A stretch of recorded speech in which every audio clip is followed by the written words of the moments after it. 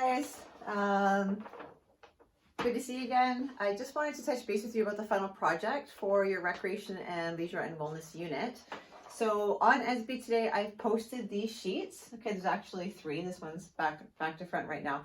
But there are 3 sheets and they totally explain everything that you have to do step by step. So I really want to encourage you to read those very carefully. If you have any questions, shoot me a message. But I thought maybe doing a little oral presentation to you just might help kind of reiterate the expectations for the assignment. On Wednesday, we're going to have a Microsoft Teams meeting at 12 o'clock. I will send that link out. This is only if you need to. It's not mandatory, but if you go through the assignment, you read everything and you have questions, this is an opportunity for you to come on and ask me any questions that you need to. Maybe a little easier than me responding to like 20 different messages. If you just want to come on and listen to the questions that are being asked, that's fine too. Okay, so Wednesday at noon, just check for that link in EDSB. If you're interested, I'll be there.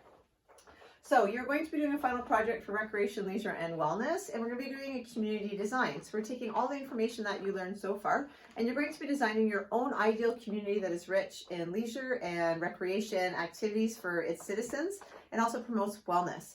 You can do this activity by yourself or in pairs. That is explained as well in the handout. That is totally up to you. Obviously, you're apart. You can work on this project separate through video chat, texting, FaceTiming, whatever it is that you want to do with your partner. It's a project that could be easily divided up if you want to share it. But if you want to just do it by yourself, that's fine too. So there's 5 steps to this project, and there's a due date attached to each step. So it's spread out, but the due dates are firm. So I do expect you to hand in those parts on those dates, and it will really help you stay organized as well and getting to the final product altogether. So the first step is a brainstorming template. On EDSB, you're going to see that I've given you a template there for you to use. This is for you to brainstorm. You're just going to sit and you're going to write down all of the activities that you think you want in your community. There are going to be outdoor activities, indoor activities, social, essential, and others. These are things that I will see on your map. You've done research through the LaSalle activity guide, right? So you have a whole list of different opportunities for recreation and leisure there. So you might want to look at those as opportunities to include in your town or your community. We are specifically looking at facilities. I do not need a list of every activity like parent and taught cooking classes or swimming. I don't need those lists of activities. I just need the facilities in your community. So for example, for outdoor, if I was living in a community, think to yourself, what would I want? Well, one thing I would want in an outdoor facility in my community would be an amphitheater. Right? So a place where concerts could be held, performances could be held in the summer, which would be really cool. That's something I would like. You might not want that in your community. That's okay. All right. So you're just going to list all of the activities for outdoor. Another thing I might want would be a place to rent canoes.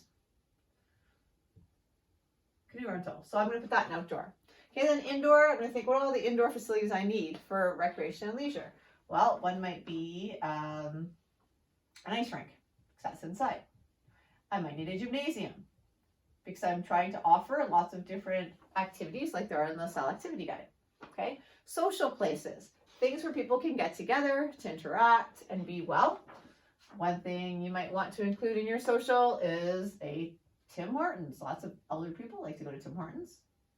Okay. What I do suggest you do is talk to your family and friends, talk to different people of different age groups, talk to both men and women, talk to kids and teens and say, what would you like? You know, I talked to my kids and they would want a rock climbing wall, they said. So that might be an indoor or an outdoor activity. Okay, so you can put anything you want. And remember, it's not just recreation. It doesn't have to be a sport, although I do expect most sports facilities to be present in your community. But they can also be leisure things, you know, things like a bingo hall or bocce ball, whatever leisure activities that you think might be available to people.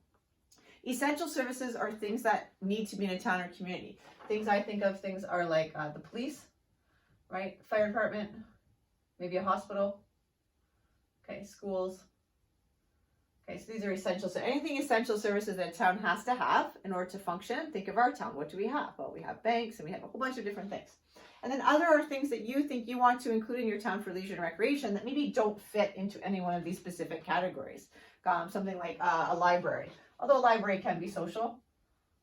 Okay, that might be an other thing. Okay, so you're going to make a list, and I encourage you to like just as many things as you can. When you look at the recreation leisure activity guide that you guys filled out the chart, a lot of you had 2 or 3 pages of activities from the LaSalle activity guide. Okay, I want you to put as many things on here as you can. It doesn't mean you're going to use them all in your town. That's okay. Get them on paper. All right. Okay, so that's the first step, and the due date is there on your sheet. The next step is going to be a rough draft of your community. So now you're going to take everything that you have and say, okay, what facilities do we need to make these things happen? And you're going to draw them in your town. Okay, you only need to use one piece of computer paper for your rough draft. Okay, this is just a sketch, right? Kind of a map out of where you would want things. Now, very important, when you're planning your town, you need to think of a couple things. You need to think of where you're putting things, okay? You wouldn't put an airport next to a school. Doesn't make sense. It'd be very noisy for that school. You would put an airport next to a residential area. Okay, so you want to make sure that you're mapping out your town so that it's very accessible to everybody. Okay, it's easily managed. And think about where you're putting things and what closeness you're putting things to, if that makes sense. Okay, so it's not just about what you have, it's also about the design and the layout and the accessibility of your town. Okay, one thing you may want to include in your town is transportation. Are you providing a means of transportation for people in your town to get around? Okay.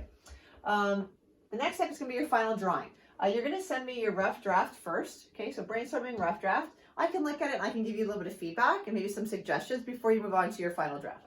Your final draft of your community, what I want you to do is take 6 pieces of computer paper and tape them together. So it's going to be this size by the time it's done.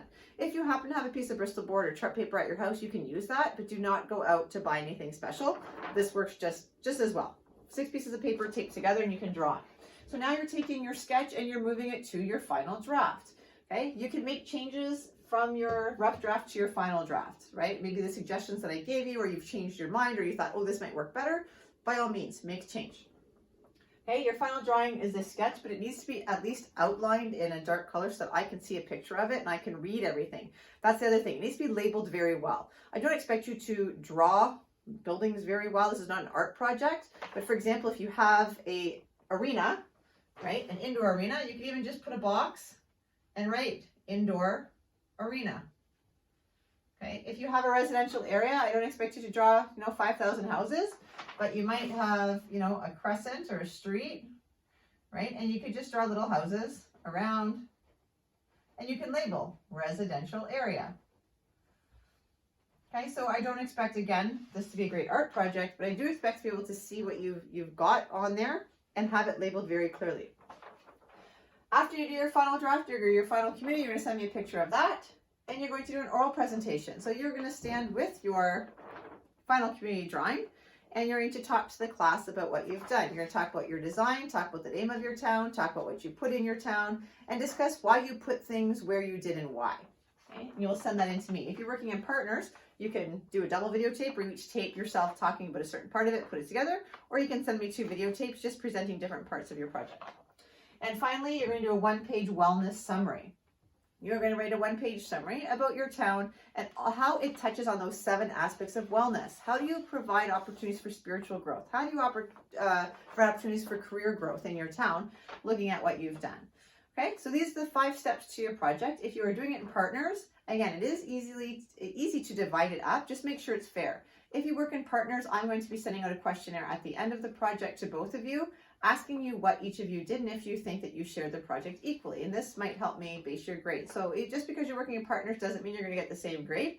It just means you're dividing the work up a little bit. Okay?